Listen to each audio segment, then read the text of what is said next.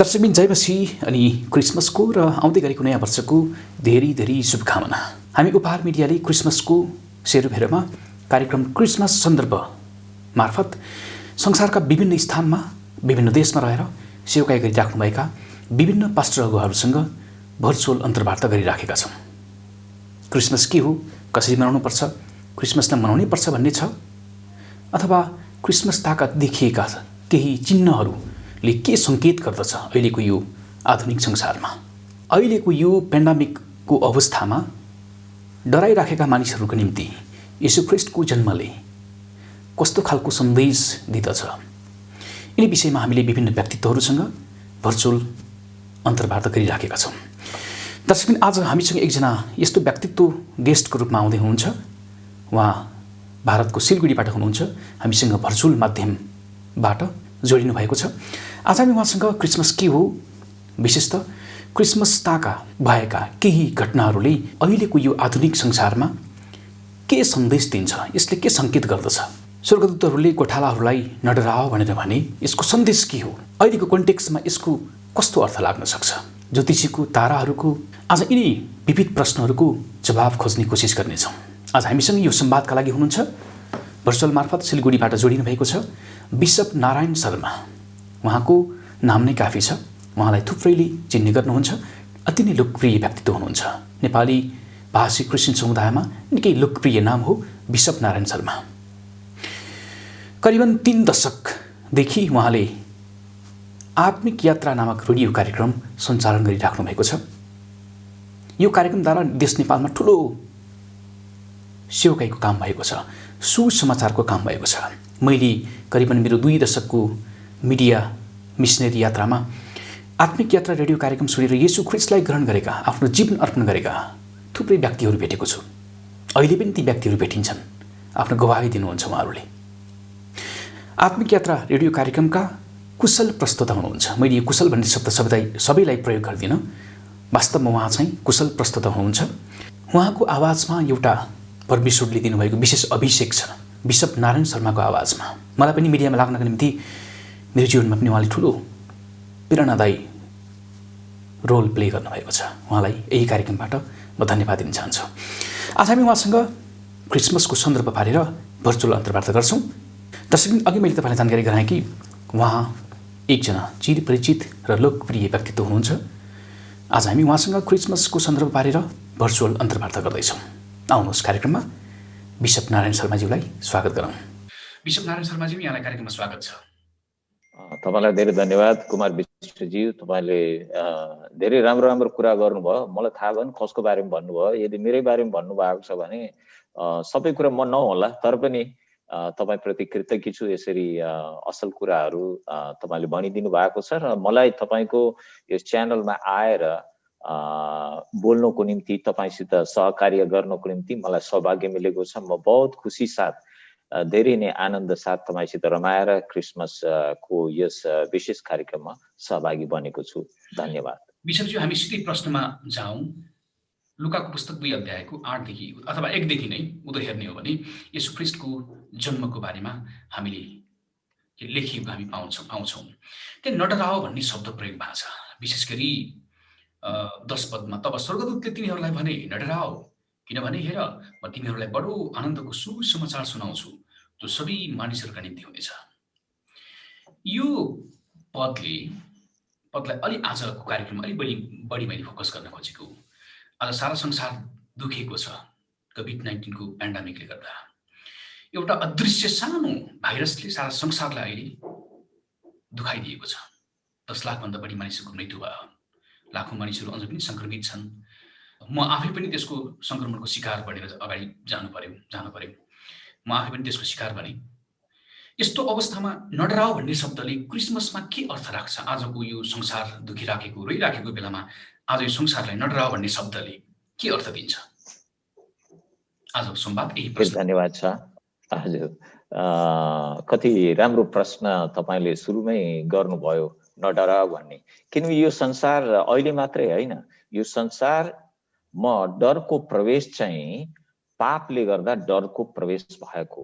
त्यो कहाँ प्रवेश भयो भन्दाखेरि अदनको बगैँचामा त्यो डर चाहिँ प्रवेश भयो। तपाईले उत्पत्तिकै किताबमा तपाईले देख्नुहुन्छ परमेश्वर त संगति गर्नुहुन्थ्यो, संगतिमा त डर हुँदैन, संगतिमा त संगति हुन्छ, नजिकपन हुन्छ, सम्बन्ध हुन्छ।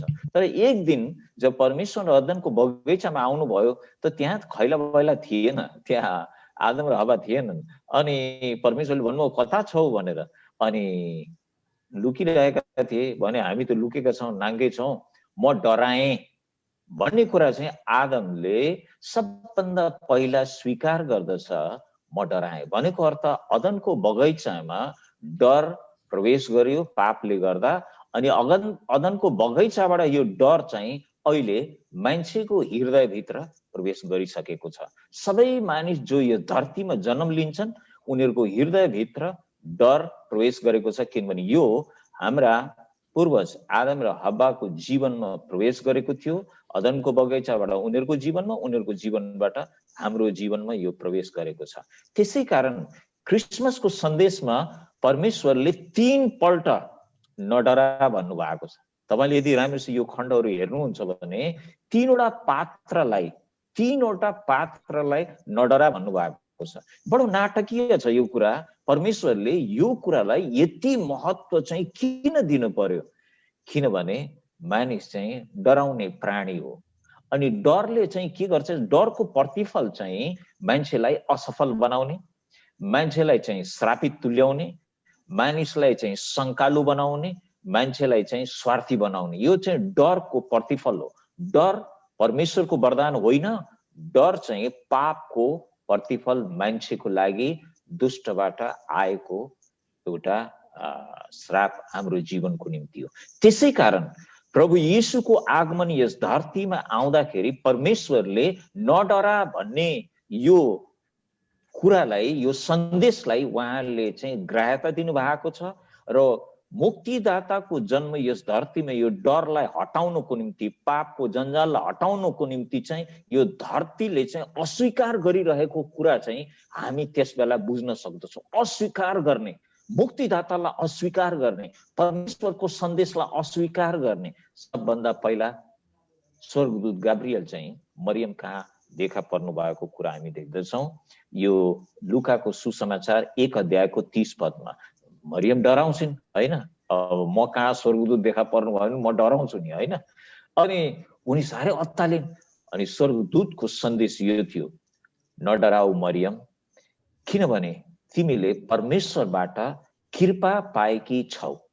नडराऊ, यो डराउने कुरै होइन, तिमीले त परमेश्वरको निगाह पाएकी छौ, कृपा पाएकी छौ तिमीले। अनि यसरी सबभन्दा पहिला नडराउने संकेत चाहिँ यहाँ मरियमलाई स्वर्गदूतले ल्याएको छ। अनि दोस्रो सन्देश चाहिँ नडराउने विषयमा चाहिँ योसेफ कहाँ।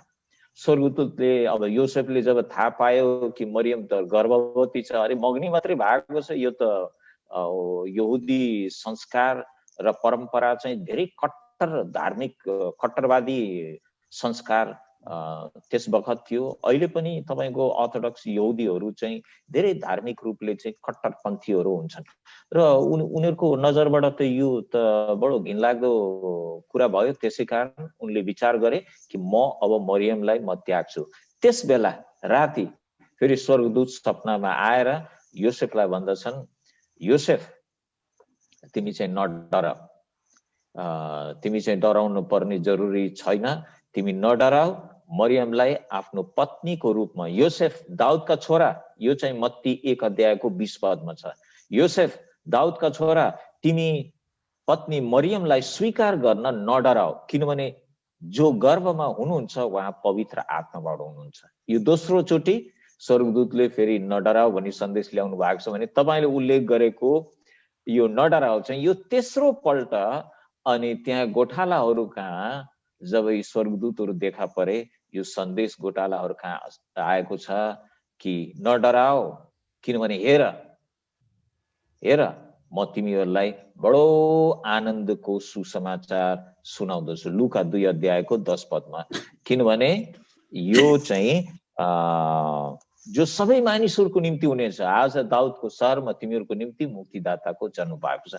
यस किसिमबाट चाहिँ नडराऊ भन्ने यो सन्देश चाहिँ क्रिसमसको सेरोफेरोमा 3 पल्ट चाहिँ परमेश्वरले यो सन्देश मानव जातिलाई उहाँले लिएर आउनु भएको छ।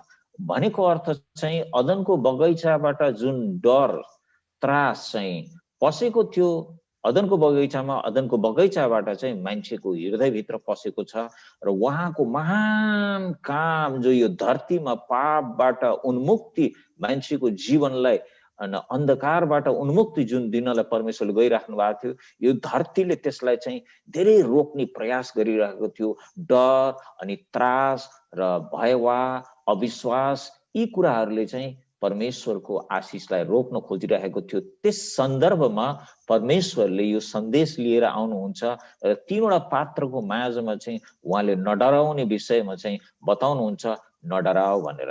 किनभने आज पनि परमेश्वरको महान उपहार यस धरतीमा आएको सन्देश, मुक्तिदाताको जन्मको विषयमा चाहिँ आज पनि म भन्दैछु, आज पनि धेरै मानिसहरू डराइरहेका छन्। उनीहरूलाई डर लागेको छ। उनीहरूले परमेश्वरको यो आशिषलाई कसरी हुन्छ अस्वीकार गर्नलाई, कसरी हुन्छ अविश्वास गर्नलाई, कसरी हुन्छ शंका गर्नलाई आफ्नो सक्तो परिस्थितिमा उनीहरू बाँचिरहेका छन्। यसै सन्दर्भमा म भन्न चाहन्छु कि सम्पूर्ण बाइबलमा 365 पल्ट परमेश्वर भन्नुहुन्छ नडराओ। 365 पल्ट पुरै बाइबलमा परमेश्वरले मानव जातिलाई सन्देश दिनुभएको छ, नडराओ। अर्थात् एक वर्षमा चाहिँ 365 दिन हुन्छ, अर्थात् प्रत्येक दिन हामीले एउटा एउटा परमेश्वरको प्रतिज्ञा आफ्नो हृदयमा बोकेर चाहिँ हामी जिउन सक्छौं। तपाई आफै सोच्नुहोस्, कुनै पनि यस्तो कुरा छैन जुन परमेश्वरले 365 पल्ट नै उहाँले भन्नुभएको, तर नडरा भन्ने कुरा चाहिँ 365 पल्ट चाहिँ उहाँले भन्नुभएको छ, नडराओ भनेर।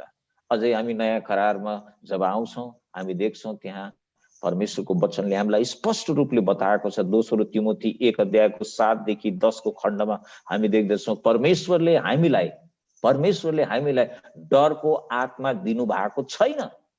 उहाँ त भन्नुहुन्छ नडरा।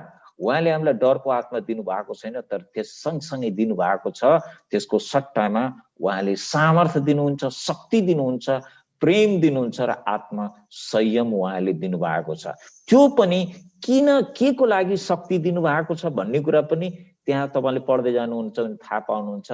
तिमी मेरो सुसमाचारमा तिमी डराउनु पर्दैन, तिमी मेरो सुसमाचारमा सहभागी बन अनि तिमी सुसमाचारको निम्ति सामर्थ्य पाउनेछौ। यस्ता कतिपय कुराहरू चाहिँ तपाई र मैले त्यहाँ देख्न पाउँदछौं। र पुरै बाइबलमा हामी देख्दछौं परमेश्वरले रोज्नु भएका, चुन्नु भएका व्यक्तिहरूमा चाहिँ एउटा त्रास चाहिँ उनीहरूको जीवनमा रहेको छ, एउटा ग्लानी, आत्मग्लानी उनीहरूमा रहेको छ, एउटा हीन भावना, हीन बोध उनीहरूको जीवनमा रहेको छ। चाहे त्यो मोसा हुन्, चाहे गिदोन हुन्, चाहे अरू व्यक्तित्वहरू हुन्, उनीहरू चाहिँ डराएका छन् र परमेश्वर उनीसित उभिनु भएको छ। र अझै अचम्मको कुरा त यही क्रिसमसले सन्देश लिएर आएको छ कि जो जन्मनुहुन्छ उहाँको नाम चाहिँ इम्मानुएल हुनेछ, अर्थात् परमेश्वर हामीसँग। अरे जब परमेश्वर हामीसँग हुनुहुन्छ भने डर के को लागि? हेर्नुहोस्, ससाना नानीहरू पनि एक्लै हिँडिरहेका हुन्छन् हाम्रो हात छोडेर, अनि जब बाटोको भुसिया कुकुरहरूले भौँ भौँ गरेर कराउँछन्, दुगुर्दै आएर फेरि हाम्रो हात समातिहाल्छन्। उनीहरूले कुकुरलाई हेर्दै भन्छन्, अब के गर्न सक्छस् तैँले? मनमा नै भन्छन्, अहिले तैँले के गर्न सक्छस्? मैले त बाउको हात समातिरहेको छु, उहाँसित छु भनेर। अनि चुपचाप उनीहरूले चाहिँ त्यो कुकुरलाई हेर्दै हिँड्छन्। कुकुर पनि वाक्क ट्वाल्ल पर्छ, भोक्नै सक्दैन, किनभने त्यो नानीले चाहिँ उसको बाउको, उसको अभिभावकको हात समातेको छ। त्यही किसिमबाट तपाईं र मलाई चाहिँ परमेश्वरको सन्देश क्रिसमसको उपलक्ष्यमा इम्मानुएल परमेश्वर हामीसँग हुनुहुन्छ, यसमा कुनै डरको गुन्जाइस छैन, कुनै त्रासको गुन्जाइस छैन। किनभने डरले तपाईं र मलाई पतनमा डोर्याउँछ, अविश्वासमा डोर्याउँछ अनि शंकामा डराउँछ, तपाईलाई मलाई असफलतातिर डोराइरहेको हुन्छ। त्यसैकारण यो नडराऊ भन्ने सन्देश चाहिँ यो क्रिसमसको एकदमै भनौं न समसामयिक हो। यो एकदमै क्रिसमससित मिल्छ, किनभने उहाँको यो सन्देश यो संसारमा डराइरहेका, त्रासित, भविष्यदेखि डराएका, विभिन्न कुरासित डराइरहेका, अनिश्चिततासित डराइरहेका मानिसहरूको निम्ति नै यो क्रिसमसको सन्देश चाहिँ साँचो एउटा सन्देश बनेर परमेश्वरबाट मानव जातिको निम्ति आएको छ। यसैमा फेरि पनि जोड्न खोजेँ मैले बिशपज्यू, अहिले सारा संसार दुखित छ यो कोभिड-19ले गर्दा। अघि पनि मैले यहाँसँग जोडेँ कि यो सूक्ष्म, अति नै सूक्ष्म, आँखाले नदेखिने यो भाइरसको कारणले गर्दा सारा संसार यतिखेर दुखिराखेको छ। यतिखेर यो अघि यहाँले भन्नुभयो नडराओ भन्ने शब्द जसरी बाइबलमा प्रयोग भएको छ यीशु ख्रीष्टको जन्मको बेलामा, यसले चाहिँ अहिले डराइराखेको मानिसहरूलाई, मैले क्रिस्चियनको कुरा गरेको होइन, अक्रिस्चियन गैर क्रिस्चियन समुदाय, उहाँहरूको निम्ति के डराउनु हुँदैन अब भन्ने सन्देश हो भनेर भन्न मिल्छ? होइन, यो मान्छे केसित डराउँछ भन्ने कुरा चाहिँ तपाईहरु मैले बुझ्नुपर्ने कुरा छ। मान्छे डराउने चाहिँ मृत्युदेखि हो। मान्छे मृत्युदेखि डराउँछ। मृत्यु चाहिँ डराउने कुरा होइन, यो मानिसको जीवनको एउटा भाग हो। मृत्यु चाहिँ मृत्युदेखि डराउने कुरा भन्ने कुरै छैन। यो त मृत्यु त हाम्रो जीवनको भाग हो नि। तपाईहरु, म त बाइबलले भनेको छ 70 वर्ष अनि ठेलठाल गरेर 80 वर्ष, त्यो भन्दा अगाडिको त बोनस हो हाम्रो लागि यदि हामी बाँच्यौं भने। तर मान्छे हेर्नुस् कसरी जिरहेको छ, कस्तो किसिमले उनीहरू चाहिँ भ्रष्टाचारी भएका छन्। मानौ उनीहरू 2000 वर्षसम्म जिउन चाहन्छन्, त्यो किसिमले उनीहरूले पैसा लगाएर थुपार्दैछन्, त्यो किसिमले उनीहरूले आफ्नो निम्ति शान र शौकत जम्मा गर्दैछन्, त्यो किसिमले उनीहरूले आफ्नो निम्ति बटुल्दैछन्। उनीहरू 2000 वर्षसम्म उनीहरू धरतीमा जिउन चाहेका छन्। अरे तपाईहरु म कति वर्ष बाँच्छौं हैन? तपाईहरु हामीलाई निम्ति चाहिँ एउटा सीमित समय छ र यो सीमित समयमा जीवनलाई अर्थपूर्ण बनाउनु पर्छ। र यो जीवनमा जुन सम्बन्ध तोडिएको छ, सबभन्दा पहिला मान्छेको चाहिँ परमेश्वरसितको सम्बन्ध तोडिएको छ, त्यो सम्बन्धलाई चाहिँ गाँस्न पर्छ।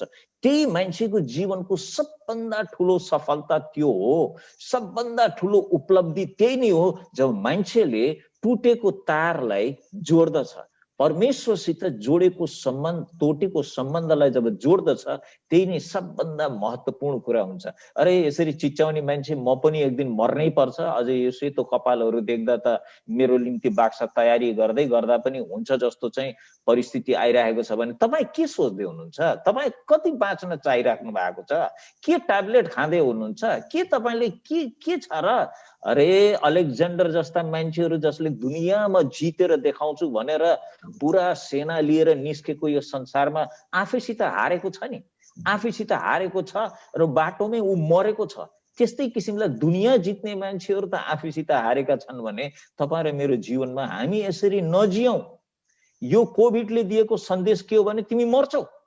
तिमी धेरै चाहिँ दादागिरी देखाउन जरुरी छैन, धेरै बलवान छु भनेर देखाउन जरुरी छैन, धेरै पैसा धन सम्पत्ति, धेरै भनौं न मेडिकल साइन्स हैन, विज्ञानको सामर्थ्य छ, सबै कुरा छ। यी सबै कुराको धाक नदेऊ, झुक्न पर्छ, परमेश्वरको अगाडि घुँडा टेक्न पर्छ।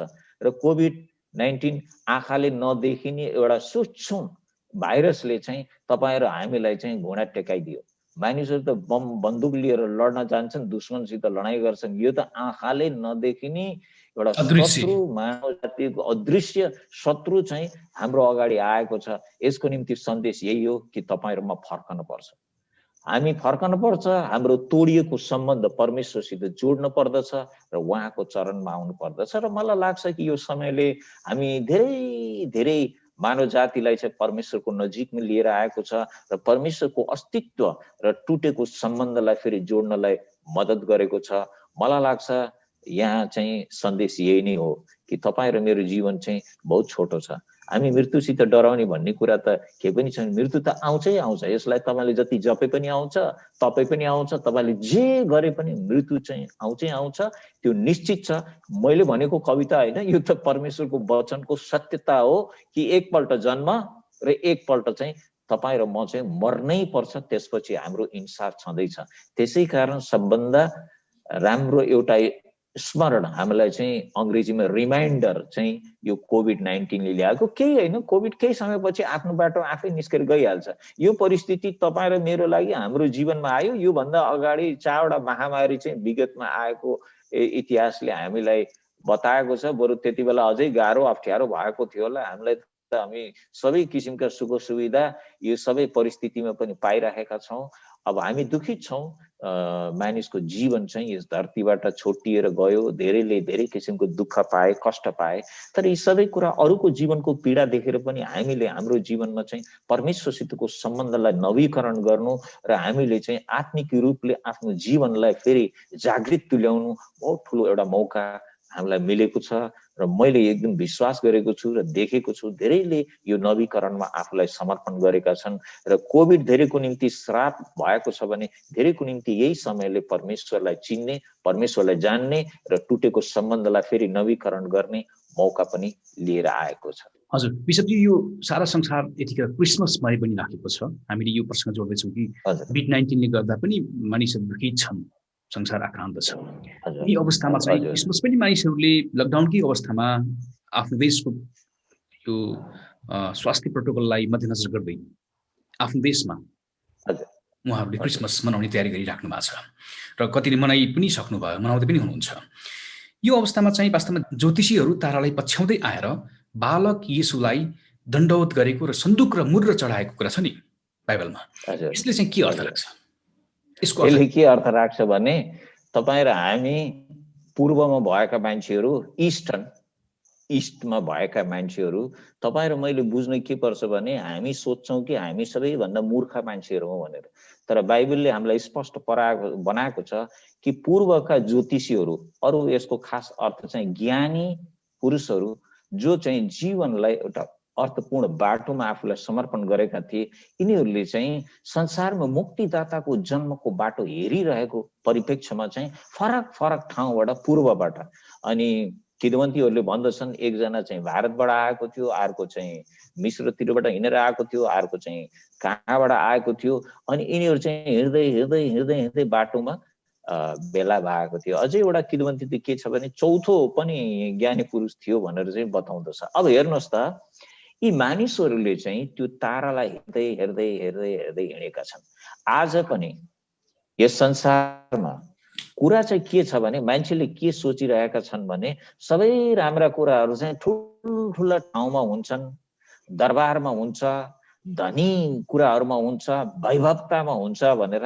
अनि यिनीहरू पनि ज्ञानी त ज्ञानी, तारा त हेरेर हिँडिरहेका छन्, तर यिनीहरू पुगे हेरोद राजाको दरबारमा, सोचे कि मुक्तिदाताको जन्म यही हुन्छ, परमेश्वरले त अब दरबारमै अब असल कुराहरू हुन्छ भनेर। हाम्रो पनि आज त्यही सोच छ, ठुलो कुराहरूबाट, ठुलो मानिसहरूबाट, धेरै धनबाट, धेरै वैभवताबाट, यी कुराबाट नै परमेश्वरका कामहरू हुन्छन्, परमेश्वरका कुराहरू यिनीहरूबाट नै हुन्छन् भन्ने किसिमको दृष्टिकोण अहिले पनि तपाईँ र मैले बोकेर हिँडिरहेका छन्। र यस्तो विचारमा परमेश्वरले ती ज्ञानी पुरुषहरूका विचारमा चाहिँ उहाँले गोबर थप्काइदिनु भयो के, दरबारमा जन्मिएको उहाँ हुनुहुन्न। तर यस कुरा सँगसँगै कुरा के पनि आउँछ भने आज पनि मान्छेहरूले खोज्छन् है, त्यो समयमा मानिसहरूले, ज्ञानी मानिसहरूले चाहिँ मुक्तिदातालाई, उहाँको जन्मलाई खोजेर खोजेर उनीहरू चाहिँ धेरै दुःख गरेका छन्।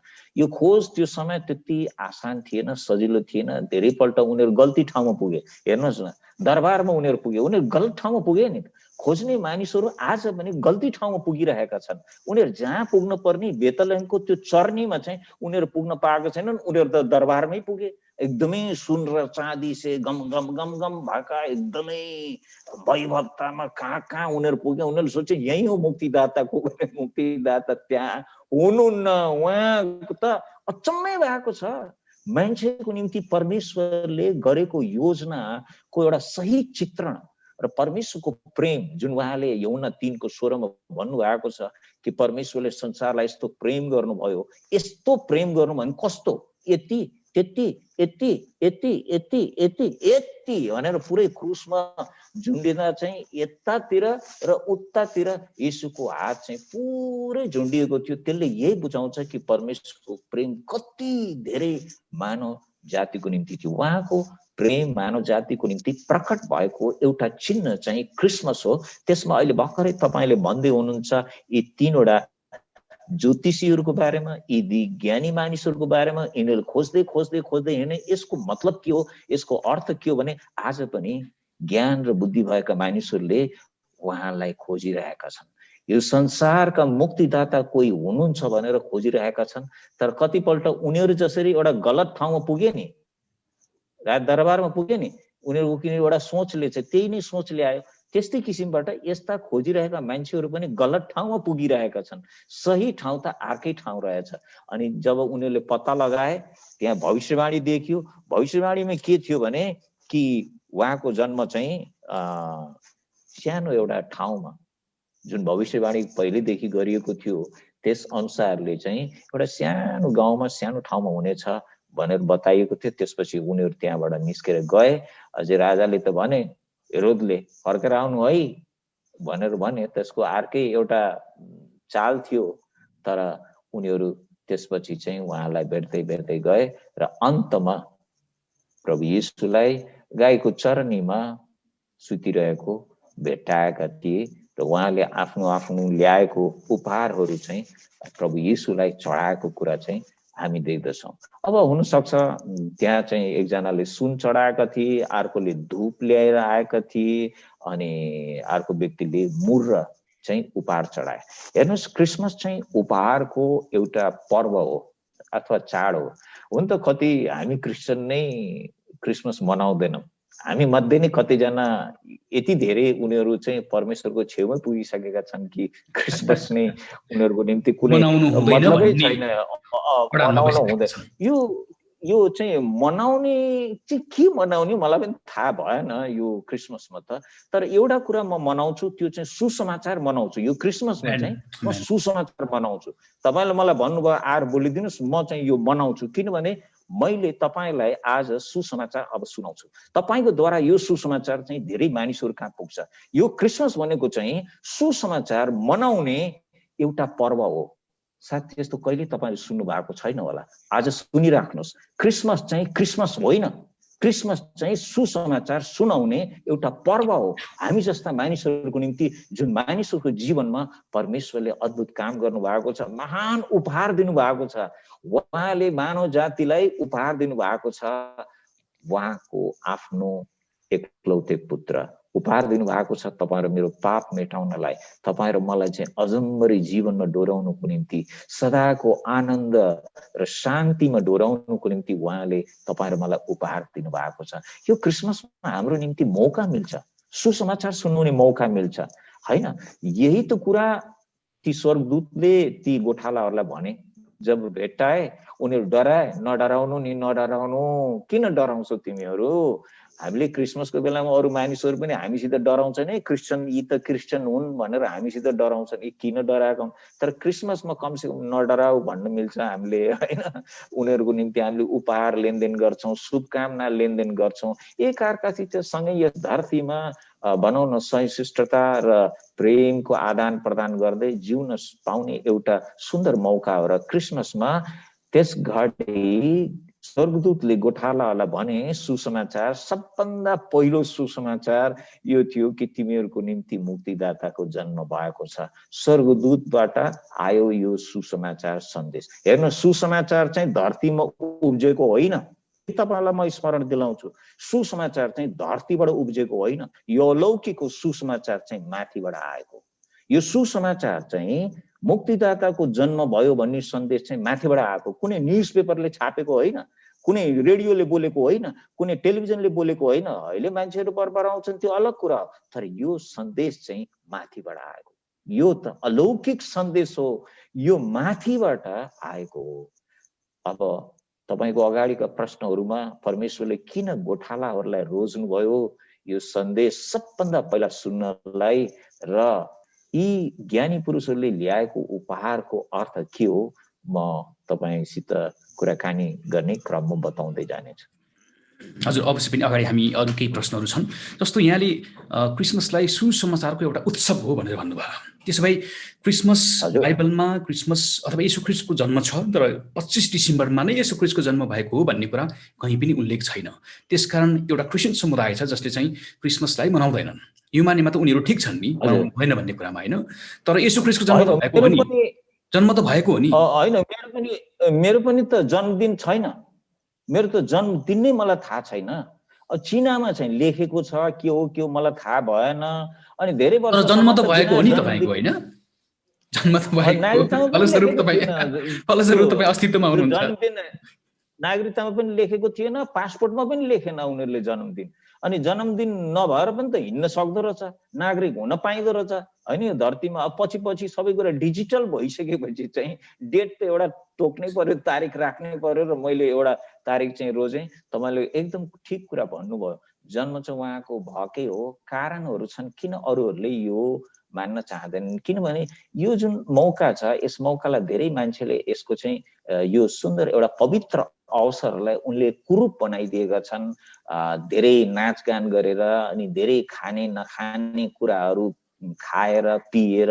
अनि यही दिन हो धेरै ठाउँहरूमा मान्छेको गाडीको दुर्घटना हुने कारण पनि मान्छेले मादक पदार्थहरू पिउने, यस्ता धेरै नराम्रा कुराहरू यो दिनमा मानिसहरूले गरेर व्यवहार गरिदिएको कारणले गर्दा धेरैको निम्ति चाहिँ यो समय चाहिँ त्यति पवित्र नभएको जस्तो भान भएको हो। येशू ख्रीष्ट 25 तारिक जन्मनु भएको होइन, आज पनि अर्थोडक्स चर्चले कति ठाउँहरूमा चाहिँ फेब्रुअरी 6 तारिक चाहिँ जन्मदिन मान्दछ र कतिले चाहिँ जनवरीको दोस्रो हप्तातिर पनि उहाँको जन्मदिनको कार्यक्रमहरू उनीहरू गर्दछन्। 25 तारिक चाहिँ होइन, यो त पछि तपाईको 4 शताब्दीतिर राजाहरूले चाहिँ यो दिनलाई चाहिँ साटफेर गरेर यो दिनलाई प्रचलनमा ल्याएका हुन् र हामी पनि यसैमा समाएका हौँ। हामी चाहिँ 25 तारिकलाई पुज्दैनौँ, हामी 25 तारिकको भक्ति गर्दैनौँ। हामीले खालि यस दिनलाई सबैको निम्ति सजिलो होस्, सारा संसारभरि नै हामीले एकै समयमा गर्ने एकरूपता ल्याउनुको निम्ति यसै समयलाई सदुपयोग गरेर हामी हाम्रा मुक्तिदाताको जन्मको उत्सवलाई मनाउँदछौँ। र मैले तपाईँलाई भने यो जन्म उत्सव मनाउने भन्ने कुरा चाहिँ आफै खाने आफै लाउने मात्र होइन, सबभन्दा उत्तम कुरा चाहिँ यस उत्सवमा चाहिँ हामीले अरू मानिसहरू कहाँ परमेश्वरको प्रेमले चाहिँ बाँड्न सक्नु पर्दछ, जसलाई सुसमाचार भनिन्छ। यो प्रेम चाहिँ तपाईँले अरूलाई उपहार दिएर बाँड्न सक्नुहुन्छ, गरिब दुखीहरूलाई चाहिँ मद्दत गरेर तपाईँले गर्न सक्नुहुन्छ। किनभने यो हाम्रो लागि एउटा मौका हो। हाम्रो जीवनमा परमेश्वरले यति धेरै गर्नु भएको छ, हामी 1-2 दिन 1 हप्ता अरू मानिसहरूलाई पनि केही गर्न सकौँ। अनि परमेश्वर प्रति कृतज्ञता प्रकट गर्ने चाहिँ खालि हालेलुया भनेर होइन, तर हाम्रो जीवनबाट पनि, हाम्रो स्रोत र साधनबाट पनि हामी अरूको जीवनमा प्रेम बाँड्न सकौँ। कसैले भनेका छन् कि क्रिसमस भनेको चाहिँ प्रेमको जन्म भएको दिन हो, अनि यो कुरा सत्य हो। अनि हाम्रो जीवनबाट पनि त्यो प्रेम र वास्ता चाहिँ अरू मानवताको निम्ति प्रकट हुनुपर्ने चाहिँ अवश्य देखिन्छ। साथै यो दिन चाहिँ परमेश्वरले स्वर्गबाट धरतीलाई मुई खानु भएको दिन अरे। भनेको अर्थ चाहिँ चुम्बन गर्नुभयो धरतीलाई, हामीलाई उहाँले चाहिँ आफ्नो प्रेम प्रकट गर्नुभएको दिन हो। यो चाहिँ एउटा मानवीय हाम्रो कल्पना हो परमेश्वरले गर्नुभएको। अब 25 तारिकलाई नै चाहिँ न म पुज्छु न तपाईँ पुज्नुहुन्छ। जसले चाहिँ 25 तारिकलाई आदर सम्मान गर्न चाहँदैनन् उनीहरूको पछाडि कुनै अगुवाको हृदयमा चोट पुगेको थियो यस दिनको अवस्था देखेर, अनि उनीहरू चाहिँ त्यो दिन अवश्य नै मनाउँछन्। म तपाईँलाई भन्छु उनीहरू मनाउँदैनन् भन्ने कुरा होइन, त उनीहरू चाहिँ आफ्नो समूहमा गएर भेला भएर प्रार्थना गर्छन् अनि संगति पक्कै पनि गर्छन्। तपाईँ र म जस्तो यति साह्रो चाहिँ अगाडि चाहिँ आउँदैनन् होला, तर म भन्छु यसलाई चाहिँ क्रिसमसको रूपबाट होइन तर सुसमाचार दिवसको रूपबाट चाहिँ तपाईँ र मेरो जीवनमा हरेक वर्ष चाहिँ मनाउनु पर्छ। र क्रिसमसलाई सजिलै आउन दिने र जान दिने चाहिँ गर्न हुँदैन। त्यो हो भने चाहिँ तपाईँ चाहिँ एउटा मामुली मान्छे हो, तपाईँले ठग्दै हुनुहुन्छ आफ्नै जीवनसित। क्रिसमस वर्षमा एकपल्ट आउँछ र यसलाई हामीले छोप्न पर्छ, यसलाई हाम्रो जीवनमा हामीले अनुभव गर्न पर्छ र हामीले भन्न सक्नुपर्छ प्रभु धन्यवाद, तपाईँ म जस्तो मान्छेको निम्ति धरतीमा आउनुभयो। अब मलाई मौका दिनुहोस्, तपाईँले दिनुभएको प्रेमको 10 भाग चाहिँ म त्यो प्रेम अरूलाई गरेर म देखाउँछु, मेरो जीवनबाट म प्रकट गर्नेछु। हे प्रभु मलाई सहायता गर्नुहोस्। तपाईँलाई बताउन चाहन्छु कुमारजी, म क्रिसमसको समयमा मलाई यति मान्छेले बिर्सेका मान्छेहरूले मलाई सम्झन्छन्, प्रेम देखाउँछन्, आदर गर्छन्, उपहार दिन्छन्। अनि हाम्रा क्रिस्चियन समुदायले मात्र होइन, मेरा चाहिँ कतिपय अन्य आस्थामा संलग्न भएका व्यक्तिहरूले पनि मलाई प्रेम र माया यो क्रिसमसको समयमा गर्छन्, किनभने यो कुरा सबैलाई थाहा छ कि आज प्रेम जन्मेको दिन हो। आमेन आमेन। बिशपज्यू यहाँले जन्मको कुरा गर्नुभयो, येशू ख्रीष्टको जन्म भनेको प्रेमको जन्म भएको दिन हो भनेर भन्नुभयो। येशू ख्रीष्टको जन्म यसै अगमवक्ताद्वारा उहाँ जन्मिनुभन्दा 700 वर्ष अगाडि अगमबाणी भएको पाइन्छ। थुप्रै अगमबाणीहरू छन् त्यो मध्येमा। अनि उहाँको जन्म मात्रै भएर उहाँको भविष्यवाणी पुरा भएको छैन नि त। उहाँको मृत्यु पश्चात चाहिँ पुनरुत्थान भएर अनि मात्रै मुक्ति उद्धार आएको छैन। किन चाहिँ यतिखेर तर संसारमा उहाँको जन्मको मात्रै चर्चा हुन्छ? यदि उहाँको मृत्यु नभइदिएको भए त आज मानव जातिले यो पापबाट मुक्ति उद्धार पाउने थिएन। यति धेरै जन्मको मात्रै चर्चा किन हुन्छ क्रिसमसको मात्रै संसारमा, तर पुनरुत्थान भएको अथवा इस्टर सन्डेको त्यति धेरै चर्चा हुँदैन? तपाईँलाई धेरै धन्यवाद। अब मैले धेरै भन्यो भने फेरि अब बिशप नारायण शर्माले झुटो शिक्षा लिएर आयो भनेर चाहिँ आउला। तर तपाईँलाई ऐतिहासिक रूपले चाहिँ तपाईँलाई बताउन चाहन्छु कि प्राचीन जुन मण्डली थियो, प्राचीन मण्डली भनेको अर्थ तपाईँको 12 शताब्दीतिर आएर मात्रै एउटा भाग त्यसको छुट्टियो, त्यो भाग चाहिँ क्याथोलिक चर्च हो भनेको अर्थ विश्वव्यापी मण्डली उसको चाहिँ खास अर्थ हुन्छ। 12 शताब्दीमा चाहिँ उहाँहरू अलगिए। अनि त्यो अलगिने कारण के थियो भने रोमलाई चाहिँ धार्मिक केन्द्र बनाउने र धर्माध्यक्षको नियुक्ति नै त्यो मुख्य कुरा थियो, जसले गर्दा चाहिँ पूर्वको चर्च र यो चाहिँ पश्चिमको चर्च चाहिँ छुट्टियो। तपाईलाई खुसीको कुरा चाहिँ के भने यो ज्ञानी पुरुषहरू चाहिँ जुन आएका छन्, ज्योतिषीहरू आएका छन्, कहाँबाट आएका छन् भन्नुहोस् त? पूर्वबाट आएका छन्। अनि येशूको जन्म चाहिँ कहाँ भएको छ भन्दा पूर्वमै भएको छ। भनेको यो सबै हाम्रै भागमा पर्छ। बाइबलको सन्देश, बाइबलका कुराहरू, येशूका उखानहरू सबै हाम्रो चाहिँ प्रतिदिनका जीवनसित जोडिएका कुराहरू छन्। यी कतिपय कुराहरू त पश्चिमी मुलुकमा चाहिँ उनीहरूलाई बुझ्नलाई चाहिँ अलिक समय लाग्छ, यो प्रभु येशूले भन्नुभएका उखानहरू। यस परिप्रेक्ष्यमा चाहिँ पहिला चाहिँ क्रिसमसको त्यति चहल पहल थिएन जति उहाँको पुनरुत्थानको विषयमा चाहिँ चहल पहल थियो। यसलाई चाहिँ लेन्ट काल भनिन्थ्यो। अंग्रेजीमा चाहिँ यसलाई लेन्ट काल र अरू पनि भाषाहरूमा अरू नाम दिएको थियो। र यो चाहिँ 40 दिनको चाहिँ हुन्थ्यो, सेवा हुन्थ्यो।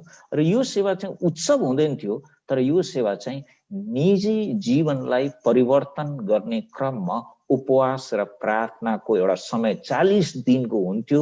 र अन्तमा यसलाई चाहिँ विजयको यात्रा यसले घोषणा गर्थ्यो पुनरुत्थानको दिवसको उपलक्ष्यमा। हेर्नुहोस्, संसारमा धेरै कुराहरू परिवर्तन हुँदै गए, मान्छेका विचारहरू, सोचहरू पनि परिवर्तन हुँदै गए।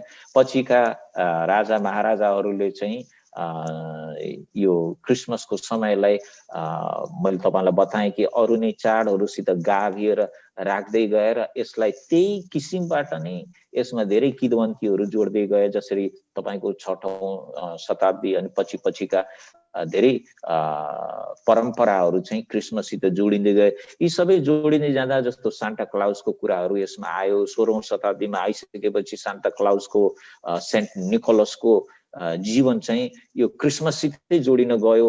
अनि के हुँदै गयो, क्रिसमसको अझै व्यापकता ठुलो हुँदै गयो। एउटा पारिवारिक समय बन्दै गयो। मानिसहरू चाहिँ क्रिसमसको बेलामा चाहिँ परिवारसित आएर बस्ने अनि छुट्टी मनाउने परम्परा चल्दै गयो। अनि के हुँदै गयो, इस्टरको जुन येशू ख्रीष्टको मृत्यु र पुनरुत्थानको जुन चाहिँ गहनता थियो, त्यो गहनता चाहिँ बिस्तारै चाहिँ हराउँदै गयो। यहाँसम्म कि तपाईलाई के भन्नु, म जब काठमाडौँमा थिएँ र म चर्चमा सेवा गर्थेँ, मलाई त्यो दिन अझ पनि याद छ। त्यो इस्टरको समयमा केही पनि भएको थिएन, न त्यहाँ कार्यक्रम थियो मेरो चर्चमा, न केही थियो। मैले चाहिँ अरू केही विदेशीहरूलाई भनौँ न उनीहरूको सङ्गतिमा गएर फर्कँदै गरेको देखेको थिएँ। ए आज त इस्टर हो, इस्टर भनेर सुने क्या मैले केटाहरू यसो बोल्दै गरेको। अनि हाम्रो निम्ति पनि त इस्टरको महत्त्व धेरै पछि आयो, हामीले पनि धेरै पछि बुझ्दै गयौँ।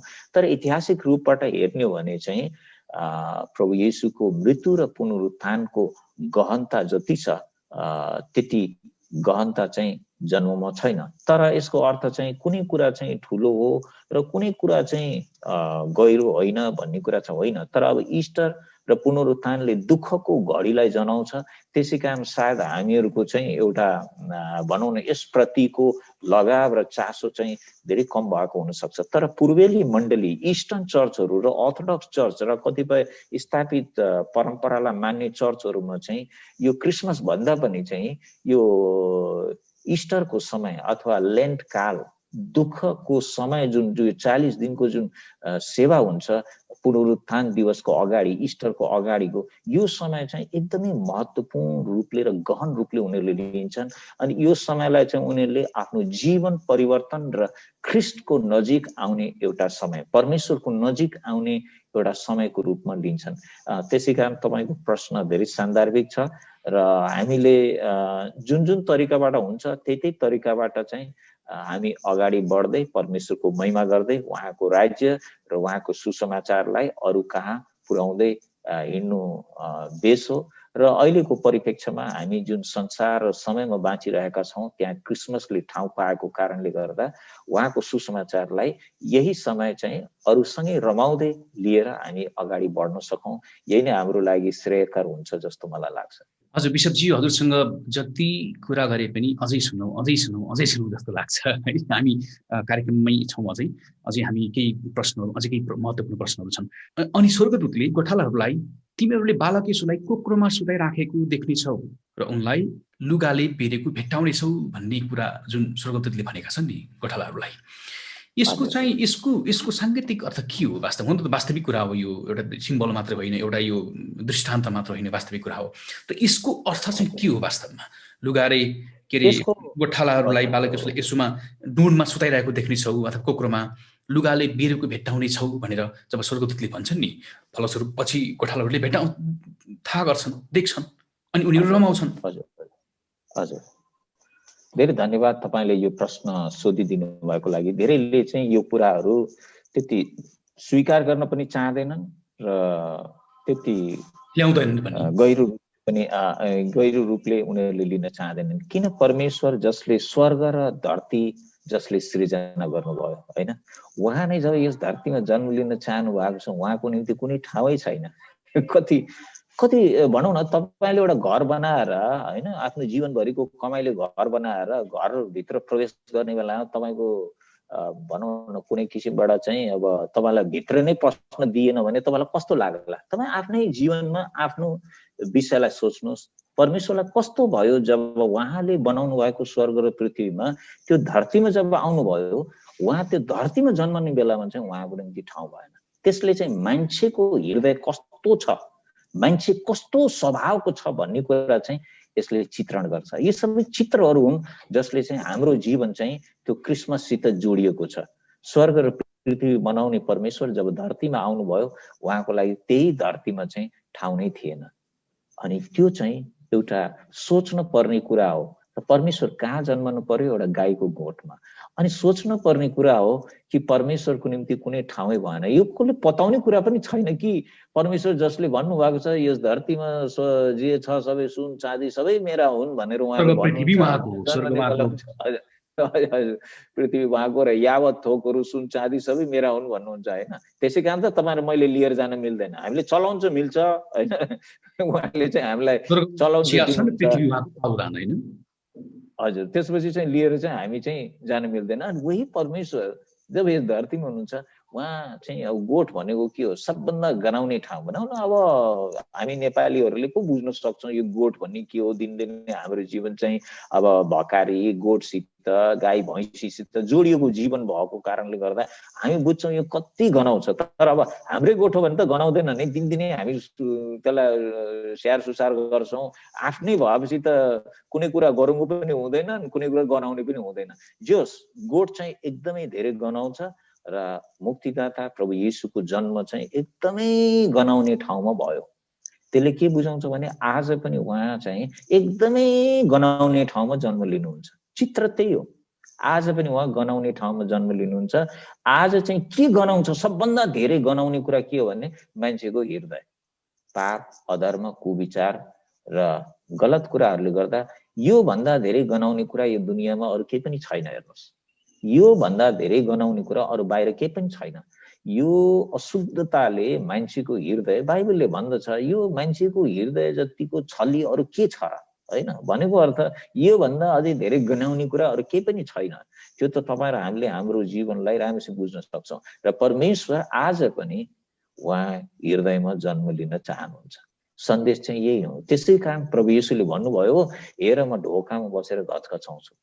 त्यो गनाउने कुरा भागो, भित्र भागो ढोका हैन। अनि त्यो ढोका तिमीले खोल्यौ भने म चाहिँ भित्र आउने छु, तिमीसित संगत गर्ने छु, तिमीसित खानपिन गर्ने छु। म भित्र आउने छु, म बाहिरै भएर घचघचाउँछु। उहाँले कहिले पनि घचेट्नु हुन्न। परमेश्वरले कसैलाई घचेट्नुहुन्न। अनि मान्छेले भन्छन्, मान्छेले जबरजस्ती उसलाई विश्वास गरायो कि त्यो जबरजस्ती त कहाँ हुन्छ? विश्वास भन्ने कुरा पनि कहीँ जबरजस्ती हुन्छ भन्ने होइन। हामीलाई डार्विनले भनेको छ हाम्रो बाबुबाजे बाँदर भएर बिस्तारै बिस्तारै मान्छे भएका हुन् भने हामीले पताउँछौँ र म त पताउँदिनँ। त्यो जबरजस्ती घाँटी निचारे पनि म पताउँदिनँ त्यो कुरा। किनभने जति पनि बाँदर मैले देखेको छु अब कमसेकम 60-70 हजार वर्ष भइसक्यो, बाँदर बाँदरै छ, कहिले पनि विकास भएको छैन। अनि त्यसो भए कसरी त्यो बाँदरबाट मान्छे कमसेकम अलिकति परिवर्तन हुनुपर्ने नि त्यो बाँदरको? मैले चाहिँ अहिलेसम्मको युगमा बाँदर परिवर्तन भएको मैले देखेकै छैन। त्यसले गर्दा डार्विनको कुरा चाहिँ म मान्नै सक्दिनँ। अलिकति भए पनि केही परिवर्तन त हुनुपर्ने थियो नि त बाँदरमा, तर केही पनि बाँदरमा परिवर्तन भएको छैन। त्यसले गर्दा यो थ्योरी अथवा यो सिद्धान्तलाई म इन्कार गर्दछु। अनि परमेश्वर चाहिँ मानिसको हृदयमा चाहिँ जन्मनुहुन्छ, फोहोर ठाउँमा उहाँ चाहिँ जन्मन चाहनुहुन्छ। त्यसै कारण उहाँको जन्म चाहिँ गाईको गोठमा भयो। अनि किन यो सन्देश चाहिँ गोठालाहरू कहाँ पुग्यो? यो पनि धेरै महत्त्वपूर्ण छ। यो संसारमा हेर्नुहोस्, सब मान्छेहरूको सङ्घ छ, सङ्गठन छ, तपाईँ टेलिभिजनवालाहरूको पनि छ, पत्रकारहरूको पनि छ, खलासीहरूको पनि छ, ड्राइभरको पनि छ, शिक्षकहरू पनि छ, शिक्षिकाहरू पनि छ, डाक्टरहरूको पनि छ, अरे सरकारी निकायहरूको पनि छ, उसको पनि छ, त्यसको पनि छ, नामै नसुनेकोहरूको पनि सङ्घ सङ्गठन छ। तर मलाई तपाईँले भन्नुहोस्, कहाँ चाहिँ गोठालाहरूको सङ्गठन दर्ता भएको कोही देश छ, कोही ठाउँ छ? मलाई बताइदिनुहोस् तपाईँले। किनभने गोठालाहरू सबभन्दा हेलित, सबभन्दा तुच्छ गनिएका र सबभन्दा पार शोषित वर्ग चाहिँ गोठालाहरू। अझै नेपालीमा त भन्ने हो भने चाहिँ हामीले कसैलाई गाली गर्न पर्यो भने राम्रो गाली हामीले त गोठालो भनेर पनि भन्ने चलन चाहिँ हाम्रो छ। गोठालो भनेको के? नपढेको, नलेखेको, काम नलाग्ने, बहिरा, लाटा, शारीरिक रूपले अशक्त गोठालो, हामी त्यसो भन्छौँ। र परमेश्वरले मुक्तिदाताको जन्मको सन्देश दिनको निम्ति सबभन्दा पहिला उहाँले रोज्नु भएको सम्मानजनक समुदाय चाहिँ गोठालाहरू। त्यसले के बुझाउँछ भने परमेश्वर कहाँ चासो लिनुहुन्छ, कहाँ चासो लिनुहुन्छ। तपाईँ र मेरो चासो चाहिँ फरक छ। यो दुनियाँमा हामी चाहिँ अब ठुला बडालाई चिन्न पायो भने, मन्त्रीहरूसित नातागता राख्न पायो भने हामी आफूलाई बहुत शक्तिशाली ठान्दछौँ, हामीले बहुत धेरै कामहरू गर्न सक्छौँ भन्ने हाम्रो सोच विचार छ भने परमेश्वरले यो संसारमा सबैभन्दा हेलित र सबैभन्दा नगण्य रूपले शोषित वर्ग कहाँ गएर उहाँले सन्देश ल्याउनु भयो, आज तिमीहरूको निम्ति मुक्तिदाताको जन्म भएको छ। यसभित्र चाहिँ एउटा सन्देश लुकेर रहेको छ। खोज्नेहरूले भेट्टाउँछन्, नखोज्नेहरूले त्यो सन्देश चाहिँ नपाउन सक्छन्। तर परमेश्वर उहाँको जन्मको सन्देश, मुक्तिदाताको जन्मको सन्देश चाहिँ राजदरबारमा पुगेको होइन, पत्रकार सम्मेलनमा पुगेको होइन, तर यो संसारमा आजसम्म चाहिँ नगण्य शोषित वर्ग गोठालाहरू कहाँ पुगेको कुरा हामी यहाँ देख्दछौँ। त्यहाँ परमेश्वरको प्रेम प्रमाणित भएको छ।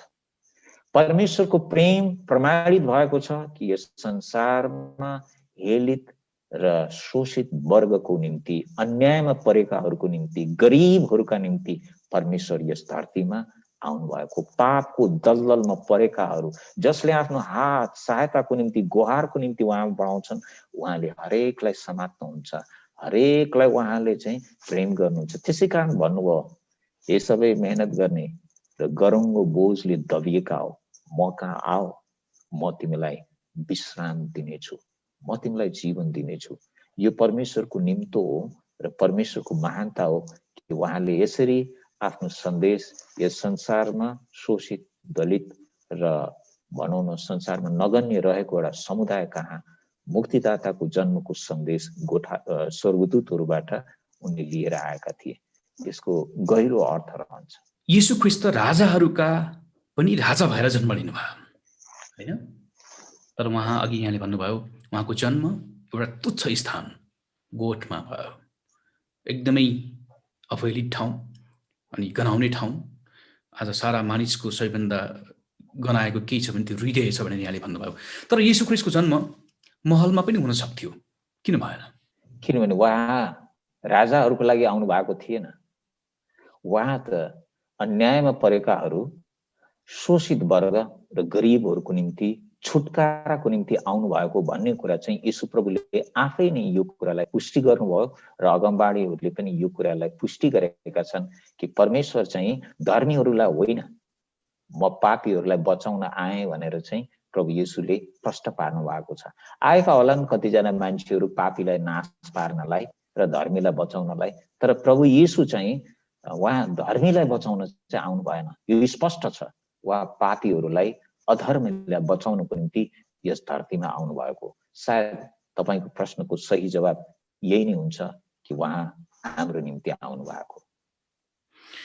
अनि गोठालाहरूले जब येशू ख्रीष्ट जन्मेको देख्छन् उनीहरू एकदम आश्चर्यचकित भएका छन्। त्यो त्यो त्यो कुरा चाहिँ त्यस पछाडि अनि सबैलाई गएर बताइदिए उनीहरूले। यसको अर्थ चाहिँ के हो? यसको अर्थ यही हो कि जब तपाईँ र मेरो जीवनमा हामीले प्रभु येशूलाई चिन्दछौँ, हामी देख्दछौँ अनि उहाँलाई हाम्रो जीवनमा जब अनुभव गर्दछौँ, हामीले हामीसित राख्ने होइन यो कुरा हामीले पनि अरूलाई गएर बताउनु पर्यो। हाम्रो जीवनको अनुभव, हाम्रो जीवनको यो येशूलाई भेटेको अनुभव, हाम्रो गवाई हैन, हाम्रो हामीले पाएको सुसमाचार अरू कहाँ पनि हामीले पुर्याउनु पर्यो। यो कुरा चाहिँ क्रिसमसको अर्थ यही हो। क्रिसमसको अर्थ चाहिँ मिठो मिठो खानु र राम्रो लुगा लाउनु चाहिँ होइन। क्रिसमसको अर्थ त सधैँ राम्रै लगाउनु नि, तर सन्देश चाहिँ क्रिसमसको अवसरमा हाम्रो सुसमाचार, हाम्रो गवाई चाहिँ अरू मानिसहरू कहाँ चाहिँ हामीले पुर्याउनु पर्छ। हो, यो पुर्याउने तरिका हामीले बोलेर पनि हो, अरूलाई माया प्रेम देखाएर पनि हो, अरूलाई हामीले सहायता गरेर पनि हो। अनि यो हो जब हामी देख्छौँ, जब हामी अनुभव गर्छौँ, त्यो अनुभवलाई चाहिँ हामीले अरू कहाँ चाहिँ पुर्याउनै पर्छ र क्रिसमसले हामीलाई अवसर दिन्छ।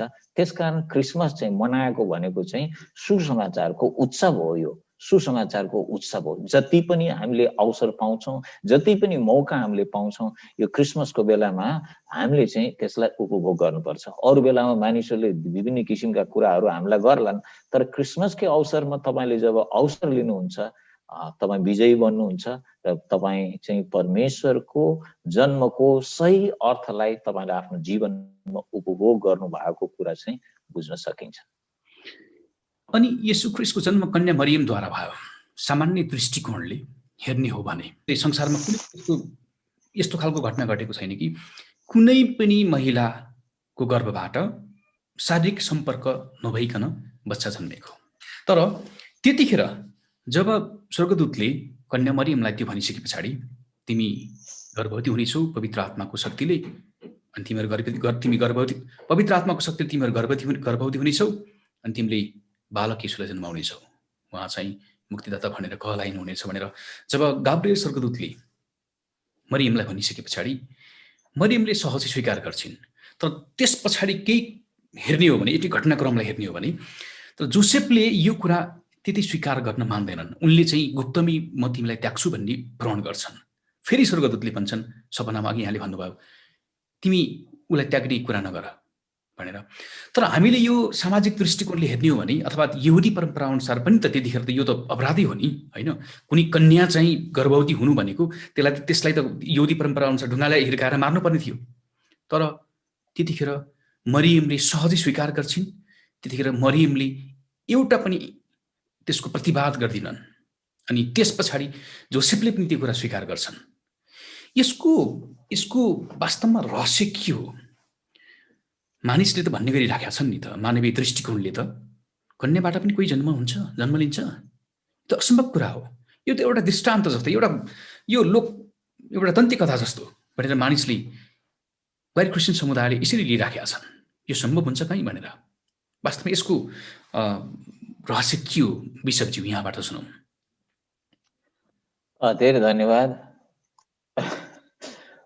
यो तपाईँले जुन कुरा भन्नुभयो नि, कन्याबाट प्रभु येशूको जन्म हुन्छ भनेर, यो कुरा तपाईँको बाइबलमा मात्रै होइन, तपाईँको अरू धार्मिक ग्रन्थहरूमा पनि उल्लेख गरिएको छ। अब म यो विषयमा बोल्न थालेँ भने चाहिँ यहाँ बडो खटबड सुरु हुन्छ कि, त्यसले गर्दा म चाहिँ आधिकारिक रूपले अब बाइबललाई नै मेरो आस्थाको ग्रन्थ ठानेको कारणले गर्दा म बाइबलमै अडिग हुन चाहन्छु। तर तपाईँलाई स्मरण दिलाइदिन्छु कि कन्याबाट उद्धारकर्ताको जन्म हुन्छ भन्ने कुरा चाहिँ अन्य धार्मिक ग्रन्थमा पनि उल्लेख छ। अब यशायाकै अगमवक्ताको किताबमा चाहिँ 7 अध्यायको 14 पदमा पहिले नै यो भविष्यवाणी भइसकेको छ। यसै कारण परमप्रभु आफैले तिमीहरूलाई एउटा चिन्ह दिनुहुनेछ, हेर कन्या गर्भवती हुनेछ र त्यसले एउटा छोरो जन्माउनेछ र उसको नाम इम्मानुएल राखिनेछ। इम्मानुएलको अर्थ चाहिँ परमेश्वर हामीसँग। अब परमेश्वरको हामी मान्छेको चाहिँ कतिवटा हामीले गर्न सक्ने कुराहरू छ। हामीले धेरै अद्भुत अद्भुत कामहरू गर्न सक्छौँ हैन, तर कतिवटा कुराहरू छ जुन चाहिँ हामीले चाहिँ गर्न सक्दैनौँ। परमेश्वरका जुन कामहरू छन् ती कामहरू सदैव अद्भुत छन्, आश्चर्यका छन्, अनि हाम्रो समझले, हाम्रो विचारले, हाम्रो सोचाइले चाहिँ त्यो बुझ्न नसक्ने छ परमेश्वरको कुरा। हामीले त हाम्रो आँखाले कति देख्न सक्छ, हाम्रो अगाडि जे छ त्यति मात्रै देख्न सक्छ, तर परमेश्वरले जब देख्नुहुन्छ सारा संसार देख्नुहुन्छ हैन। हामीले देख्न सक्ने 2-4 जनालाई हामीले देख्न सक्छौँ नजिकबाट हैन, परमेश्वरले सबैलाई देख्नुहुन्छ। परमेश्वरको कुरा गरेर त साध्य नै छैन। अनि परमेश्वरका कामहरू सदैव अद्भुत हुन्, अद्भुत छन्, आश्चर्यजनक छन्। यो कुरा चाहिँ सत्य हो। आजसम्म पनि परमेश्वरले जे पनि गर्नुहुन्छ उहाँले अद्भुत तरिकाले गर्नुहुन्छ। त्यसै कारण परमेश्वरको वचनले हामीलाई एउटा विश्वास दिलाएको छ, प्रतिज्ञा दिएको छ, आँखाले नदेखेको, कानले नसुनेको, मनले नचिताएको कुराहरू म गर्नेछु भनेर परमेश्वरले भन्नुभयो। त्यसको मतलब के हो भने चाहिँ नदेखेको कुरा, नसुनेको कुरा, नचिताएको कुरा भनेको आश्चर्यका कामहरू। परमेश्वरका कामहरू आश्चर्यका कामहरू हुन्। हो, हामी मानिसबाट यो सम्भव छैन, विज्ञानबाट यो सम्भव छैन, तर परमेश्वरबाट यो सम्भव छ। आजसम्मका घटनाहरू, घटनाक्रमहरू हामीले इतिहासमा पनि हेर्छौँ भने यी कसरी हुन गए हामी आफै पनि छक्कै पर्छौँ, आफै पनि दङ्ग पर्छौँ, किनभने यी सबै कुराहरूको पछाडि परमेश्वरको औँलाले चाहिँ इतिहास मानवताको लेखिरहेको कारणले गर्दा यी घटनाहरू चाहिँ घटिरहेका हो। हामी देख्दछौँ मरियमको कथा, यहाँ जब मरियमले यो अपमान आफ्नो जीवनमा लिइन्, अपमान हो नि, एउटा कुमारी चाहिँ मगनी भइसकेर विवाह नभइकन गर्भवती हुनु भनेको त कतिले गाली गर्छ नि त, अपमान गर्दैन? ओहो कस्तो केटी, यो त काम नलाग्ने रहेछ, विभिन्न कुराहरू भन्थे। तर मरियमले चाहिँ स्वीकार गरे। यो एउटा चुनौती थियो। मरियमले के भन्छन् भने, अनि मरियमले भनिन्, हेर्नुहोस् म परमप्रभुको दासी, मलाई तपाईको वचन अनुसार होस्। भनेको अर्थ मलाई तपाईको वचन अनुसार होस्। स्वर्गदूत तब तिनीबाट बिदा भए, किनभने स्वर्गदूतले अब चाहिँ अनुमति पाए। एक किसिमबाट उहाँलाई ढुक्क भयो, म तपाईको दासी, तपाईले जे बोल्नु भयो तपाईको वचन अनुसार मेरो जीवनमा होस्। तपाई र म त्यसरी साथ भन्दैनौँ होला, परमेश्वर तपाईले जे भन्नुहुन्छ त्यो मेरो जीवनमा पुरा होस्। तर यस स्त्रीले, मरियमले चाहिँ भनिन्, तपाईले जे भन्नुहुन्छ त्यो मेरो जीवनमा पुरा होस्। त्यसले के बुझाउँछ भने मरियमको परमेश्वर प्रतिको भक्ति। एउटा कुरा चाहिँ उहाँको चाहिँ परमेश्वर प्रतिको भक्ति, किनभने अब मरियमलाई थाहा छ कि उसको जीवनमा चुनौतीहरू आउनेछ, मान्छेले हेप्ने छन्, त्यसकै बाबुआमाले पनि हेप्ने छन्। अब त्यसको जुन विवाह भएको छ त्यो विवाह पनि तोडिन सक्छ, विभिन्न किसिमका अपवादहरू उसको जीवनमा आउन सक्छ भन्ने कुरा उसलाई थाहा छ, किनभने तिनले अब पवित्र आत्माको गर्भ आफ्नो जीवनमा बोकेकी छन्। तर उनले भन्छन् म स्वीकार गर्दछु। उहाँको भक्ति यसले बुझाउँछ। दोस्रो कुरा चाहिँ आज्ञा पालन। आज्ञा पालन, तिनी समर्पित भइन्।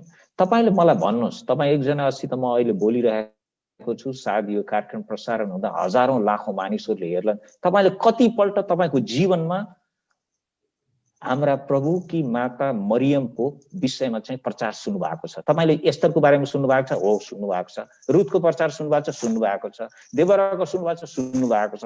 अरु थुप्रै स्त्रीहरूको विषयमा तपाईले प्रचार सुन्नु भएको छ। तर हाम्रै प्रभु, हाम्रै मुक्तिदाताको आमा जुन कोखबाट उहाँ जन्मनु भयो, त्यस स्त्रीको कहिले तपाईले प्रचार सुन्नु भएको छ? सुन्नु भएको छैन? मैले पनि सुनेको छैन। किन सुन्दैनौ? किनभने हाम्रा मान्छेहरू प्रचार गर्न डराउँछन्। डराउने मान्छेहरू, प्रचारकहरू छन्। उनीहरू आफ्नो स्वार्थको लागि प्रचार गरेको कारणले गर्दा आजसम्म उनीहरूले माता मरियमको प्रचार गर्न सक्दैनन्। किन सक्दैनन्? किनभने यी के नराम्रो स्त्री थिइन्, त्यसकारण प्रचार गर्न नसकेको होला, हैन? मलाई त त्यस्तै लाग्छ। यी स्त्रीको विषयमा के कुरा थियो जुन कुराले चाहिँ उनीहरूको जीवनलाई चाहिँ उहाँको विषयमा बोल्नलाई पनि उनीहरूको मुख बन्द गरिदिएको छ। अझै बाइबलले भनेको छ स्त्रीहरू मध्ये तिमी धन्य कि हौ। स्त्रीहरू मध्ये धन्य कि स्त्रीको विषयमा आजसम्म हाम्रा चाहिँ धार्मिक अगुवाहरूले प्रचार गर्दैनन्। किन गर्दैनन्? तपाईँ पत्रकार हुनुहुन्छ, तपाईँले प्रश्न ल्याउनुहोस्। तर म सोध्न चाहन्छु हामीलाई के भएको छ? क्रिसमस आउँछ जान्छ, क्रिसमसको समयमा युसेफको कथा छ, यहाँ गोठालाहरूको कथा छ, ज्ञानी मानिसहरूको कथा छ, माता मरियम जसले हाम्रा मुक्तिदातालाई जन्म दिन तिनको विषयमा हामीले न एक शब्द बोल्छौँ न उहाँको विषयमा हामीले आदर गर्छौँ। वचनले, परमेश्वरको वचनले उहाँ चाहिँ कस्ती धन्य कि स्त्री भनी भनिसकेको छ। यहाँ अब स्वर्गदूतले उहाँको विषयमा परमेश्वरको कृपा तिमीले पाएकी छौ, निगाह पाएकी छौ भनेर पनि भनिसकेको छ। निगाह पाइसकेको, कृपा पाइसकेको, अब धन्य स्त्री भइसकेको स्त्रीको विषयमा आजसम्म कसैले प्रचार गर्दैन। यसको के हो, कसले के गराइदियो मैले पनि बुझ्न सकेको छैन। एक दिन चाहिँ मलाई यो विषयमा बडो ठुलो प्रकाश आएर मैले चाहिँ यो वचन चाहिँ उहाँको विषयमा मैले बाँडेको। अब तपाईले बुझ्नुभयो यसको भित्र चाहिँ हाम्रो चर्च भित्रको, हाम्रो आस्था भित्रको राजनीतिले चाहिँ ठुलो भूमिका खेलेको छ। परमेश्वरको वचनसित भित्र पनि राजनीति हुँदो रहेछ भन्ने कुरा चाहिँ यो माता मरियमको कथाले स्पष्ट पार्दछ। र क्रिसमसले चाहिँ हाम्रो जीवनमा हरेक पल्ट केही न केही प्रकाश, केही न केही जागरुकता, केही न केही हाम्रो जीवनलाई चाहिँ एउटा नयाँ विचार र नयाँ प्रकाशमा डोराउनु पर्छ। हुन छ यो कुरा पनि कतिको निम्ति एउटा नयाँ किसिमको कुरा होला। तर म फेरि बताउँछु, यहाँ भनिएको छ कि तिमीले परमेश्वरको कृपा पाएकी छौ। मैले अरू कसैको बारेमा भनेको छैन। जुन स्त्रीले परमेश्वरको निगाह पाएकी छ, जुन स्त्रीले परमेश्वरको कृपा पाएकी छ, जसको विषयमा परमेश्वरको वचनले बोलिरहेको छ, र स्त्रीहरू मध्ये तिमी धन्य कि हौ, जसको विषयमा यहाँ भनिएको छ, वचनमा जुन लेखिएको छ, त्यही स्त्री जुन स्त्रीलाई परमेश्वरले रोज्नु भयो, त्यही स्त्री जुन स्त्रीबाट चाहिँ मेरो मुक्तिदाता, तपाईको मुक्तिदाता हाम्रा प्रभुको जन्म भयो, उहाँको विषयमा म बोल्दैछु। तपाईहरु म किन उहाँको विषयमा बोल्नलाई हाम्रा मुखलाई बन्द गरेका छौं? हामी किन बोल्न सक्दैनौं? उहाँको विषयमा कसरी उहाँको भक्तिमय जीवन, परमेश्वर प्रति एउटा भक्तिको जीवन र उहाँको समर्पण नभइकन यो सायद सम्भव हुने थिएन। तर उनी भक्ति गर्ने स्त्री थिइन् र परमेश्वर प्रति समर्पित थिइन् र आफैलाई उनले समर्पित गरेको कुरा वचनले स्पष्ट बनाएको छ। सायद मैले यति बोल्नु मात्रै ठिक हुन्छ होला। बिशपजी, यहाँलाई अन्तिम प्रश्न आजको यो कार्यक्रमको लागि म 18 र 19 पद, लुका 2 को 18 र 19 पद म पढ्न चाहन्छु। 18, गोठालाहरूले बताएका कुरा सुन्नेहरू सबै आश्चर्यचकित भए। 19, तर मरियमले यी सब कुरा गुन्दै मनैमा राखिन्। किन उनले प्रतिवाद गरिनन् र उनले यी सबै कुरा मनमै राखिन्? प्रतिवाद गर्ने ठाउँ थियो नि त उनलाई। म कन्या हो, म अरूसँग मेरो इन्गेज भइसकेको छ, यो असम्भव छ, सामाजिक दृष्टिकोणले यो अपराध हो, पाप हो, यहुदीहरूले मलाई ढुङ्गाले हान्छन् भन्ने कुरा पनि उनले गर्न सक्थे। अथवा यहाँ म बाहेक अरू महिलाहरू पनि छन् जसको मग्नी भएकै छैन, ती महिलाहरू पनि छन्, उहाँबाट उहाँको जन्म हुनुपर्छ भनेर भन्न सक्थिन् नि। तर उनले एक पनि प्रतिवाद गरेकी हामीले पाउँदैनौँ। धन्यवाद छ। गुन्दै राखेन, किन यो कुरा उनले एक्सपोज गरिनन्? आफ्ना केही थियो कि कुमारजी, अहिले त तपाईँ अलिकति तात्तिँदै हुनुहुन्छ जस्तो मलाई लाग्यो। मैले तपाईँलाई चाहिँ अब यहाँ वचनमा के लेखेको छ भने गुन्दै, होइन? गुन्दै भनेको चाहिँ के हो? तपाईँलाई यसो कुरा, गुन्दै भनेको चाहिँ मेरो विचारमा हजुर मनन गर्दै भनेको अर्थ चाहिँ उहाँले चाहिँ, मलाई के लाग्छ भने उहाँले चाहिँ भजन गाउँदै थिए। यिनै कुराहरूलाई सुनेर, यिनै कुराहरूको भजन, प्रभु तपाईँलाई धन्यवाद, तपाईँले कति अद्भुत काम मेरो जीवनबाट गर्नुभयो, मलाई तपाईँको इच्छामा राख्नुहोस्, तपाईँले मानव जातिको निम्ति यति ठुलो काम गर्न लाग्नु भएको छ, प्रभु मलाई तपाईँले विश्वास योग्य राख्नुहोस्। मेरो विचारले यिनै कुराहरू उनले गुनिरहेकी थिइन्। प्रतिवाद किन गरिनन्? जब तपाईँ परमेश्वर प्रति समर्पित हुनुहुन्छ भने तपाईँले जीवनलाई धेरै कुराहरूलाई तपाईँले सहज स्वीकार गर्नुहुन्छ, तपाईले सहज स्वीकार गर्नुहुन्छ, अगाडि बढ्नुहुन्छ। धेरै मान्छेहरूले चाहिँ आफ्नो जीवन भन्छन् मलाई चाहिँ अन्याय भयो भने, अरे परमेश्वरको सेवामा तपाईँले अधिकार खोज्ने कुरा त आउँदैन नि।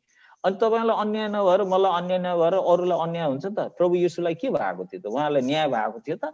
मानिसहरूले उहाँलाई समातेर क्रुसमा लगेर टाँगिदिए, जसलाई उहाँले निको पार्नुभयो, जसलाई जीवन दिनुभयो, जसलाई प्रेम गर्नुभयो, जसलाई शिक्षा दिनुभयो, त्यही मान्छेहरूले उहाँलाई भने उहाँलाई क्रुसमा टाँगिदिए। त्यस कारण यो संसारमा अन्याय चाहिँ र आफ्नो अधिकार खोज्ने कुरा पनि भएन, अनि अन्यायको निम्ति चाहिँ मेरो अन्याय भयो भने न्याय खोज्ने कुरा पनि प्रभुको सेवामा हुँदैन। मलाई लाग्छ माता मरियमको पनि त्यही नै थियो। उहाँले चाहिँ जे कुरा परमेश्वरले ल्याइदिनु भयो, जस्तो त्यो अन्याय भए जस्तो भए तापनि, उहाँको आफ्नो अधिकार भए पनि उहाँले त्यो न्याय खोज्ने कुरा पनि लाग्नु भएन, उहाँको अधिकारलाई पनि प्रयोग गर्नु भएन, तर प्रभुको इच्छामा, प्रभुको चाहनामा, प्रभुको वचनमा आफ्नो जीवनलाई उहाँले समर्पण गरिदिन्। उहाँलाई कुनै प्रश्न थिएन।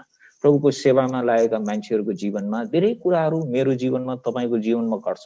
तपाईँ र मैले प्रश्न गर्ने कुनै त्यहाँ अधिकार भए तापनि हामी त्यो प्रश्नतिर हामी लाग्दैनौँ, किनभने हामी चाहिँ भन्छौँ प्रभु तपाईँको इच्छा मेरो जीवनमा सिरो परोस्। त्यही कुरा मरियमले भनिन्, तपाईँको इच्छा मेरो जीवनमा सिरो परोस्, अर्थात् तपाईँको वचन जसरी तपाईँले भन्नुभएको छ त्यही वचन मेरो जीवनमा पुरा होस्। र यस हिसाबबाट चाहिँ तपाईँ र मेरो जीवनमा पनि कतिपय कुराहरू आउँछन्, अनि अरूले हेर्दा हाम्रो जीवनमा अन्याय भएको जस्तो लाग्ला, अरे उहाँले सबै कुरा किनभने हामी त्यसलाई चाहिँ प्रभु तपाईँको इच्छा मेरो जीवनमा सिरो परोस् र आफैलाई चाहिँ समर्पण गरेको कारणले गर्दा उहाँको कुनै प्रश्न थिएन, उहाँको कुनै यस विषयमा चाहिँ तर्क गरेर अगाडि आउनुपर्ने कुरा थिएन। उहाँले सबै ती कुराहरू स्वीकार गर्नुभयो र मरियमको जीवनलाई तपाईँले अन्तसम्म देख्नुहुन्छ भने उहाँ येशू क्रुसमा झुन्डिएको बेलासम्म पनि उहाँ येशूको सेवामा चाहिँ निरन्तर तल्लीन हुनुहुन्थ्यो र स्त्रीहरूको सेवकाईको नेतृत्वमा उहाँले आफ्नो महत्त्वपूर्ण भूमिका चाहिँ खेल्नु भएको कुरा पनि चेलाहरूको माझमा पनि तपाईँले देख्न सक्नुहुन्छ र उहाँले आफ्नो जीवन यसरी सेवामा बिताएकी थिइन्। र हामी जसरी वचनमा भनिएको छ उहाँ स्त्रीहरूमध्ये धन्य के हुनुहुन्छ, र जसरी वचनमा भनिएको छ उहाँ कृपाको पात्र हुनुहुन्छ, र जसरी वचनमा भनिएको छ कि तपाईँले भन्यो अनुरूपता मेरो जीवनमा होस् भनेर जसरी उहाँले परमेश्वरको इच्छालाई अंगीकार गरून्, हामी यी सबै कुराको निम्ति हाम्रा प्रभुकी आमा मरियम अर्थात् माता मरियमलाई हामी आदर गर्दछौँ। म उहाँलाई सम्मान गर्दछु र धन्यवाद दिन्छु तपाईँलाई यो प्रश्नमा औला उठाइदिनु भएको निम्ति। बिशप नारायण शर्माज्यू, यहाँलाई धेरै धेरै धन्यवाद। यहाँको अमूल्य समय हामीलाई दिनुभयो अनि विशेष गरी ख्रिस्ट जन्मोत्सवको बारेमा यो चर्चा गरिदिनु भयो। बाइबलका रहस्य कुराहरू हामी समक्ष अथवा मिडिया मार्फत यहाँले सार्वजनिक गरिदिनु भयो। धेरै कुराहरू आज दर्शकहरूलाई प्रष्ट भएको छ जस्तो लाग्छ मलाई आजको संवादले। यहाँको समयको लागि धन्यवाद र नयाँ वर्ष 2021 र क्रिसमसको यहाँ र यहाँको परिवारलाई धेरै धेरै शुभकामना। जय मसीह। तपाईँलाई पनि आदरणीय कुमार विष्टज्यू, तपाईँको जीवन जसरी प्रभुको सेवामा मैले सुरुका समयदेखि देखिरहेको छु र जसरी तपाईँ मिडिया मार्फतबाट उहाँलाई एउटा सेवामा लगनशीलता साथ तपाईँ संलग्न हुनुहुन्छ, मेरो प्रार्थना छ परमेश्वरले तपाईँलाई निरन्तर आशीर्वाद दिउन् र अगाडि बढाउन् र यो क्रिसमसको सुसमाचारीय दिवसमा तपाईँलाई मेरो हार्दिक अभिवादन छ। साथै नयाँ वर्ष 2021 एउटा नयाँ आशा र उमङ्गको साथमा तपाईँ र हामी र समस्त नेपाली वर्ग उहाँको सेवामा निरन्तर आनन्द र खुसी साथ अगाडि बढ्न सकौँ। धन्यवाद। दर्शकबिन, क्रिसमस सन्दर्भ कार्यक्रमका लागि भारतको सिलगढीबाट हामीसँग भर्चुअल माध्यममा जोडिनु भएको थियो बिशप नारायण शर्मा। उहाँ चाहिँ आत्मिक यात्रा रेडियो कार्यक्रमका कुशल प्रस्तुता हुनुहुन्छ। उहाँको आत्मिक यात्रा रेडियो अहिले पनि नेपालका केही रेडियो स्टेसनहरूबाट प्रसारण भइराखेको छ र अहिले पनि तपाईँले आत्मिक यात्रा युट्युबमा तपाईँले खोज्नुभयो भने आत्मिक यात्राको आफ्नै युट्युब च्यानल पनि छ। तपाईँ त्यहाँ गएर आत्मिक यात्रा रेडियो कार्यक्रम सुन्न पनि सक्नुहुन्छ, हेर्न पनि सक्नुहुन्छ र त्यसै गरी आत्मिक यात्रा रेडियो कार्यक्रमको आफ्नै वेबसाइट पनि छ। तपाईँ आत्मिक यात्रा गुगल सर्च गर्नुहोस्, तपाईँले भेट्न सक्नुहुन्छ। मोबाइल एप्स एन्ड्रोइड स्मार्टमा पनि तपाईँले आत्मिक यात्रा रेडियो कार्यक्रमलाई सुन्न सक्नुहुन्छ। आज हामीले कार्यक्रममा आत्मिक यात्रा रेडियो प्रोग्रामका कुशल प्रस्तोता, आवाजका धनी, जसको आवाजमा एउटा अभिषेक छ विशेष, बिशप नारायण शर्मा हुनुहुन्थ्यो। दर्शकवृन्द, उहाँसँगको यो क्रिसमस संवाद तपाईँलाई कस्तो लाग्यो? आफ्ना प्रतिक्रिया व्यक्त गर्नुहोला। कार्यक्रम क्रिसमस सन्दर्भको आजको यो नौलो श्रृङ्खलाबाट कुमार सिंह विष्ट बिदा हुन्छु। जय मसी, happy Christmas, happy new year.